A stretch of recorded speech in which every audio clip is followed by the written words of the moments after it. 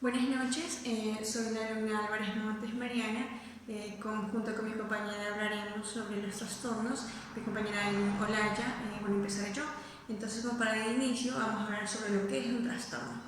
El trastorno lo conocemos como el síndrome caracterizado por una alteración clínicamente significativa del estado cognitivo, de una regulación emocional o del comportamiento. Esta alteración en la esfera altera las áreas funcionales de la persona, como es el área social, laboral o académica. Sí, son consecuencias de alguna u otra manera que dan una alteración psicosocial, experiencial, neuronal y muchas veces de herencia. Comenzaremos con el trastorno del desarrollo neurodesarrollo. Vamos a dar inicio a lo que es el DSM-5, ¿ok? Entonces podemos decir que esos son trastornos, son un grupo de afecciones que con inicio de un periodo de desarrollo, estas se manifiestan de una manera precoz, antes que el niño empiece en la etapa de la escuela primaria. Se produce un déficit de desarrollo que produce deficiencias del desarrollo del funcionamiento personal, académico y social, y muchas veces ocupacional. Encontramos dentro de este trastorno la discapacidad intelectual, que comienza igual en un periodo del desarrollo y que incluye limitaciones del funcionamiento intelectual, del comportamiento adaptativo del niño. También está el trastorno espectro autista, por lo que se manifiesta con deficiencias persistentes en la comunicación social y en la interpretación social de diversos contextos. Esto se da más bien en las conductas comunicativas, en el desarrollo de la comprensión, en este ajustar el comportamiento en diversas situaciones sociales que padece el niño. También tenemos el trastorno por déficit de atención. Este es un patrón resistente a la inatención o hiperactividad o impulsividad que padece el sujeto y que interfiere de una forma el funcionamiento del desarrollo. Encontramos también el trastorno específico del aprendizaje. Esto se refiere a una dificultad del aprendizaje y una utilización de actitudes que tiene el sujeto. Tanto en las partes académicas se evidencia la presencia al menos de los dos o más siguientes síntomas. Tenemos, por ejemplo, los siguientes indicios, que es la lectura un poco lenta, imprecisa. También tenemos esta dificultad de comprender el significado de lo que esta persona está leyendo, las dificultades ortográficas que tiene esta persona al momento que lo escribe y la expresión escrita por lo tal. Y como quien no, también la parte de dominar el sentido numérico y el razonamiento matemático. En los trastornos motores podemos encontrar habilidades motores coordinadas que están por muy debajo de la edad que tiene el paciente hablando cronológicamente. Estas dificultades se manifiestan de modo de torpeza del sujeto. Otros trastornos del neurodesarrollo se manifiestan de desarrollo social, laboral u otras áreas importantes del funcionamiento. Y ahora empezamos con el espectro de la esquizofrenia y otros trastornos psicóticos.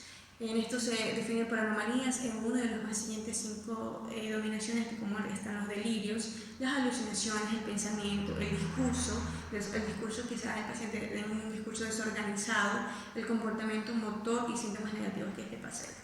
Encontramos así como tal la esquizofrenia. La esquizofrenia es un trastorno mental grave por lo cual las personas interpretan una realidad de una manera anormal, diferente a lo que comúnmente se conoce. Entonces la esquizofrenia puede provocar una combinación de alucinaciones, tiene un conjunto de delirios y trastornos graves en el pensamiento y en el comportamiento, que de una u otra forma esto afecta al diario vivir que tiene a este sujeto y lo convierte incapacitado ante la sociedad. Encontramos la catatonia. Esta se define por la presencia de 3 o 12 síntomas de psicomotores en los criterios diagnósticos de la catatonia. Sus características esenciales están marcadas en la alteración psicomotora, lo cual es una disminución de la actividad motriz que tiene el sujeto. Otro de los aspectos, encontramos el aspecto de la esquizofrenia, que es especificado, y otros trastornos psicóticos que causan un malestar clínicamente significativo o deterioro de lo social u otras áreas importantes del funcionamiento. Pues bien, hablaremos ahorita del trastorno bipolar y trastornos relacionados. El trastorno bipolar está denominado de una depresión maníaca. Esto es una enfermedad mental que causa cambios extremos en el estado de ánimo, que comprenden altas emociones como la manía y la hipomanía, bajas emociones como la depresión.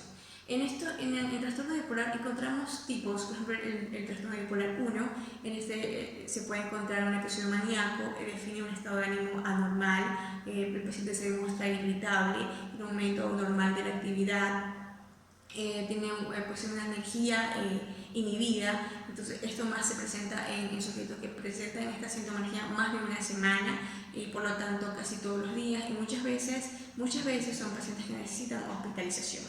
Encontramos el trastorno bipolar 2, en este también encontramos un episodio hipomaníaco, es un persistente estado de ánimo anormal igual, elevado expansivo irritable, y se nota un cambio notorio del comportamiento habitual. Por ejemplo, en esto podemos encontrar en el sujeto que muchas veces se lo manifiesta de una forma de el aumento de la autoestima o la disminución de las mismas, o sentimiento de grandeza.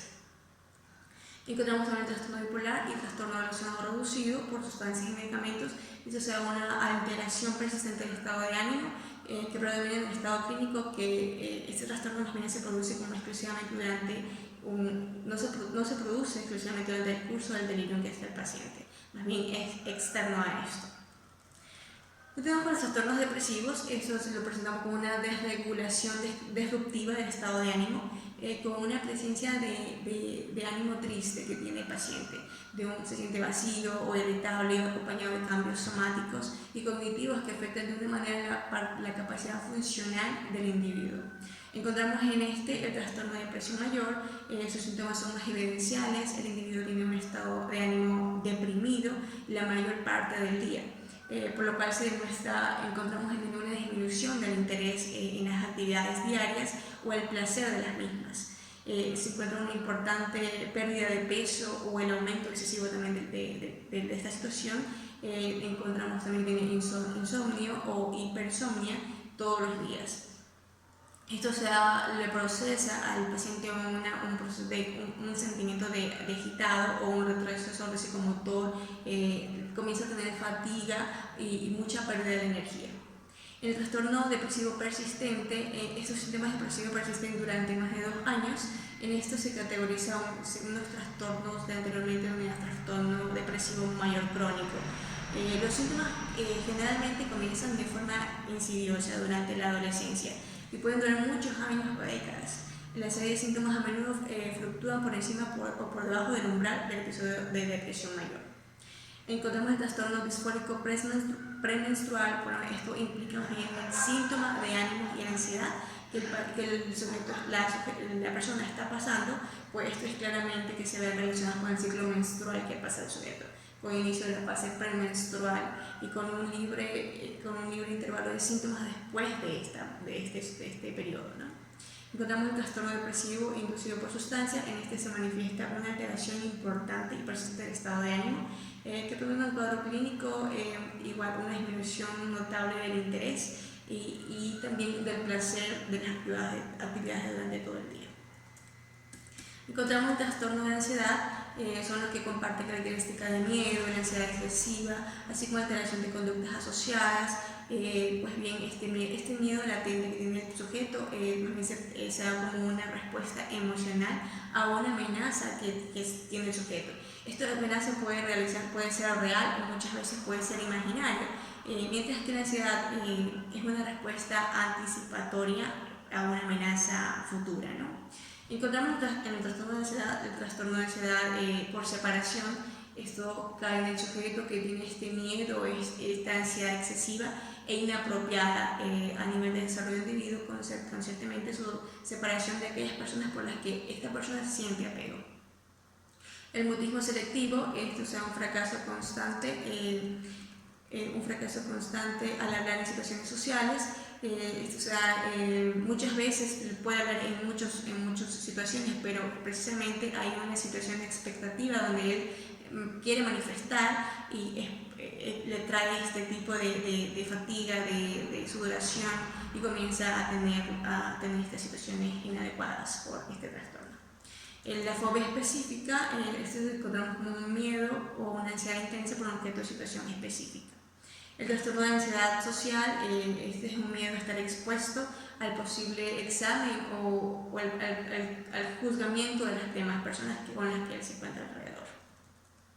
El trastorno de pánico es la aparición súbita de miedo intenso o el malestar intenso. La agorafobia encontramos como el miedo intenso a las situaciones como el uso de transporte público, a estar inmerso en espacios abiertos o encontrarse en sitios cerrados o quizás hacer cola o estar en medio de la multitud.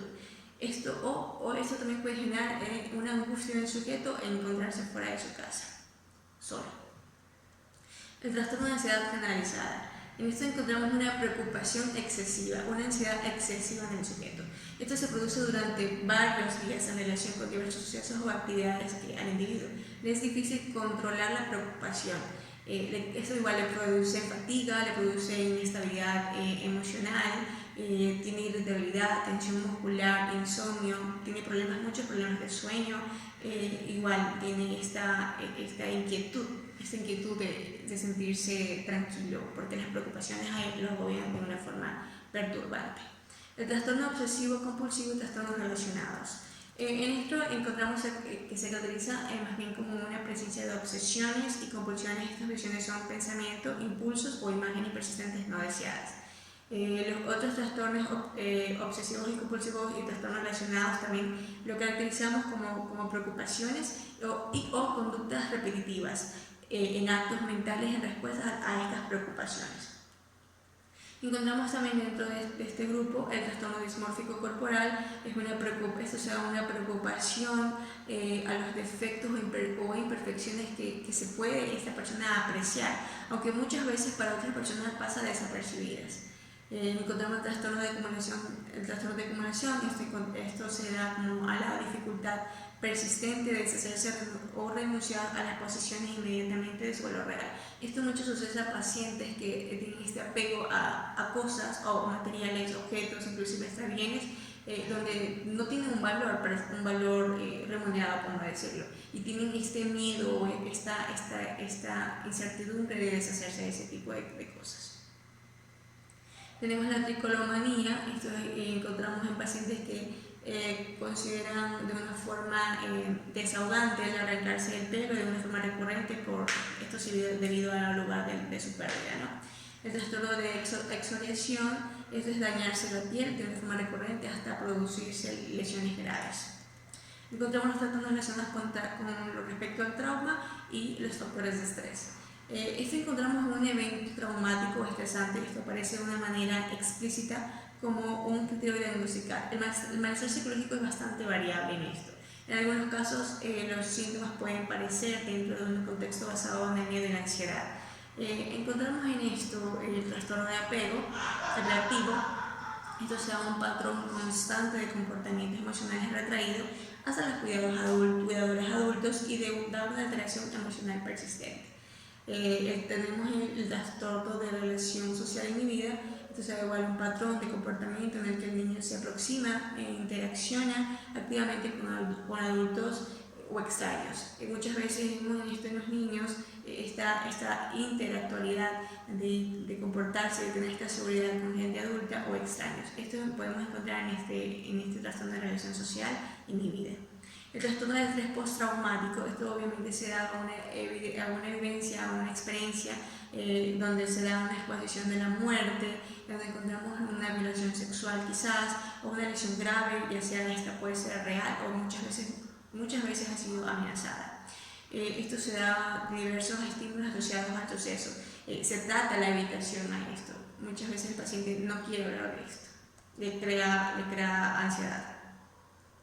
El trastorno de adaptación, bueno, esto encontramos el desarrollo de síntomas emocionales de comportamiento o respuestas de estrés identificables.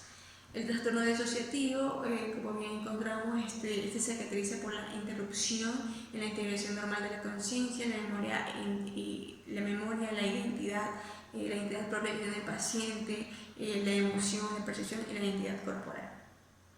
En los trastornos de síntomas somáticos y trastornos relacionados. Pues bien, aquí podemos encontrar las manifestaciones somáticas que no precisamente tienen que ser síntomas somáticos en sí mismos, sino más bien esto se da en la forma en la que el sujeto lo presenta o muchas veces lo interpreta. Okay, muchas gracias. Hola, mi nombre es Ailín Olaya y voy a hablar acerca de algunos de los trastornos mentales que se encuentran presentes en el DSM-5. En primer lugar, voy a hablar acerca de los trastornos alimenticios, los cuales se caracterizan por una conducta persistente en relación a la alimentación que generan malestar físico, emocional o psicosocial. Este trastorno se caracteriza también por la presencia de una fijación extrema en relación al peso, a la figura corporal o a los alimentos que se ingiere, los cuales derivan en enfermedades un poco más graves o en dificultades cardíacas, del aparato digestivo, de los huesos, de los dientes, de la boca, entre otros. Usualmente se da en la adolescencia o en los primeros años de la adultez, pero puede ocurrir en cualquier etapa de la vida. Los trastornos alimenticios más comunes son el trastorno de pica, el trastorno de la rumiación, la anorexia nerviosa, la bulimia nerviosa y el trastorno de la evitación de alimentos o el trastorno de atracones. Bueno, en cuanto a los trastornos del sueño y vigilia, este es un trastorno relacionado a problemas para dormir. Este incluye dificultades para conciliar el sueño o permanecer dormido demasiado tiempo. También las personas que padecen este trastorno suelen quedarse dormidos en lugares inapropiados o dormir demasiado y presentar conductas anormales durante el sueño. Dentro de este trastorno se incluyen un grupo de diversos trastornos, entre los cuales está el trastorno del insomnio, el trastorno de la hiperinsomnia, la narcolepsia, trastornos del sueño relacionados con la respiración, trastornos del ritmo circadiano, de sueño y vigilia, trastornos del despertar del sueño REM, trastornos de pesadillas, trastornos del comportamiento del sueño REM, síndrome de las piernas inquietas y trastorno del sueño inducido por sustancias.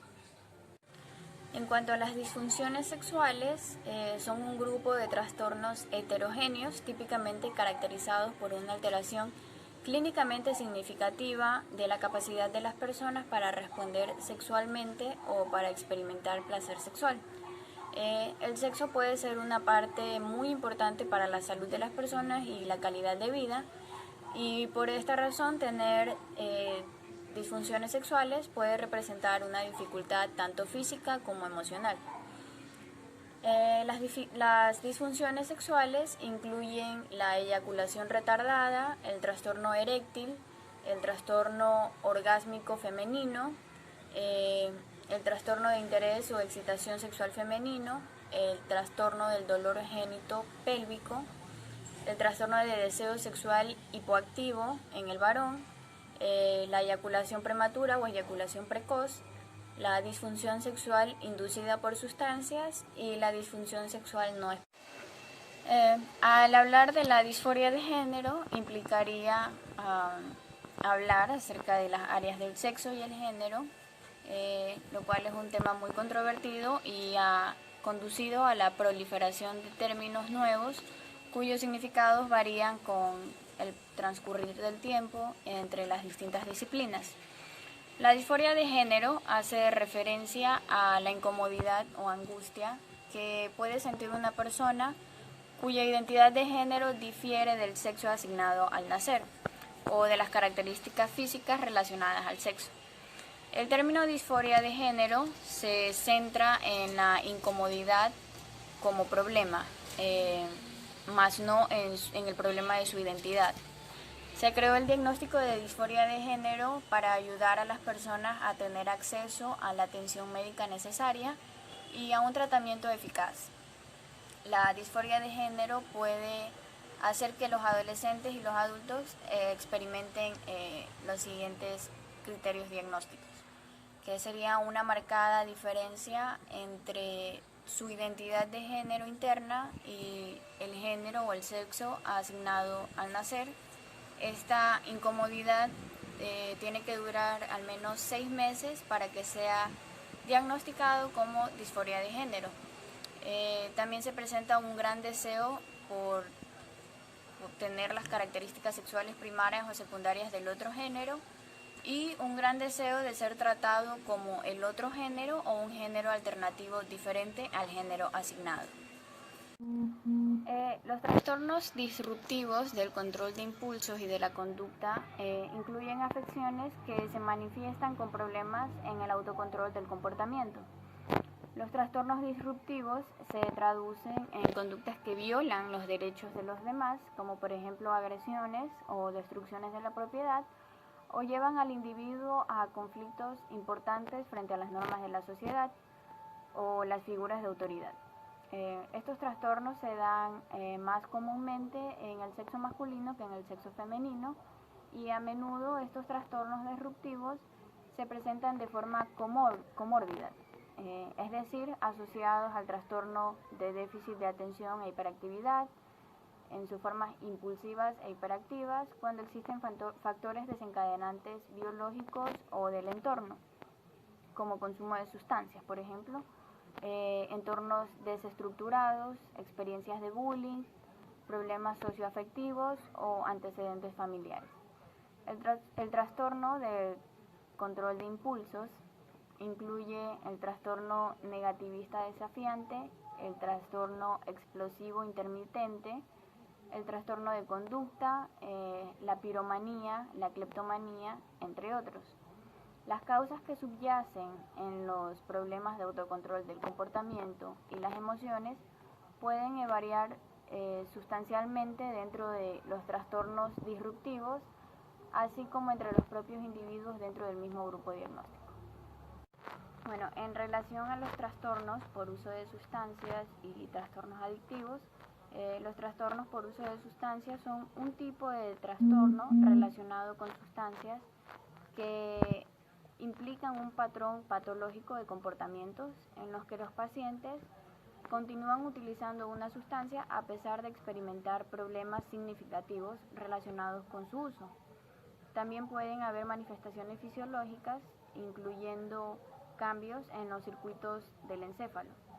Los términos comunes en adicción para describir las adicciones es el de uso, abuso y dependencia. Cada uno tiene criterios diferentes para establecer las diversas relaciones que un sujeto mantiene con determinada sustancia. Bien, en cuanto a los trastornos neurocognitivos, estos incluyen alteraciones en las capacidades cognitivas como la memoria, la resolución de problemas y la percepción. Los déficits cognitivos se adquieren y no se desarrollan, aunque los trastornos cognitivos estén presentes en muchos trastornos mentales, por ejemplo en la esquizofrenia, en los trastornos bipolares, entre otros. Solo los trastornos cuyas características básicas son cognitivas se incluyen en lo que son los trastornos neurocognitivos. Estos representan un deterioro en la cognición que no ha estado presente desde el nacimiento o en el periodo de desarrollo temprano. Por lo tanto, las personas con este trastorno experimentan una disminución de un nivel de funcionamiento previamente alcanzado. Los trastornos neurocognitivos ocurren con mayor frecuencia en los adultos mayores, pero también puede afectar a personas más jóvenes. La capacidad cognitiva reducida puede incluir problemas de la atención compleja, el funcionamiento ejecutivo, el aprendizaje, la memoria, el lenguaje expresivo y receptivo, las habilidades perceptivas motoras, los cambios en el comportamiento y los problemas para realizar las tareas diarias que anteriormente se ejecutaban sin ningún problema. Estos síntomas pueden ser causados por una afección neurodegenerativa como la enfermedad del Alzheimer, la demencia, la degeneración lobar frontotemporal o la demencia con cuerpos de Lewy. En cuanto a los trastornos parafílicos, estos consisten en la presencia de frecuentes e intensas conductas o fantasías sexuales de tipo excitatorio, que implican objetos inanimados, niños o adultos que no consienten, o el sufrimiento o la humillación de la persona misma o de la pareja. Los trastornos parafílicos causan una angustia o problemas en el funcionamiento de la persona afectada o perjudican o pretende perjudicar a otras personas. Existen muchas parafilias. La parafilia puede centrarse en numerosos objetos, situaciones, animales o personas. como los niños o los adultos que no consienten, que mencioné anteriormente. La excitación sexual de la persona depende de la utilización o presencia del foco en el que se centra. Una vez establecidos estos patrones de excitación sexual, por lo general en los últimos años de la infancia o al inicio de la pubertad, suele perdurar durante toda la vida. En relación a las fantasías sexuales de adultos sanos, es frecuente que exista cierto grado de variedad. Algunas conductas sexuales de naturaleza poco frecuente, pero que no implican riesgo lesivo, puede formar parte de la relación de afecto y amor. Si ambas personas consienten en su práctica, sin embargo, cuando las conductas sexuales causan angustia o daño o alteran la capacidad de la persona para funcionar en sus actividades diarias, se considera que es un trastorno parafílico. Bien, en relación a los trastornos de la personalidad, son un grupo de afecciones mentales en los cuales una persona tiene un patrón prolongado de comportamientos, emociones y pensamientos que es muy diferente a las expectativas de su cultura. Estos comportamientos interfieren con la capacidad de la persona para desempeñarse en las relaciones interpersonales, en el trabajo y en otros contextos. Las causas de los trastornos de personalidad se desconocen. Se cree que pueden estar implicados factores genéticos y ambientales, están relacionados con su desarrollo. Los profesionales de la salud mental clasifican estos trastornos en los siguientes tipos. Está el trastorno de la personalidad antisocial, el trastorno de la personalidad por evitación, trastorno límite de la personalidad, el trastorno de la personalidad dependiente, el trastorno histriónico de la personalidad, trastorno narcisista de la personalidad, el trastorno de la personalidad obsesivo-compulsivo, el trastorno de la personalidad paranoica y el trastorno esquizoide de la personalidad. Gracias.